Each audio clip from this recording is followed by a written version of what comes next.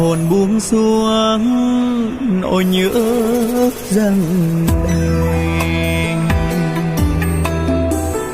Chờ em chờ mãi đến bao giờ đây, sương rơi giá lạnh heo mây loáng trên mắt để hao gầy. Đèn khuya một bóng đêm nay,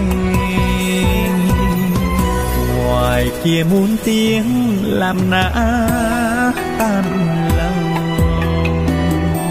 Từng cơn gió rét nỗi như hờn than, lang thang mây khóc mưa rồng, rêu bao thương cảm cô phòng.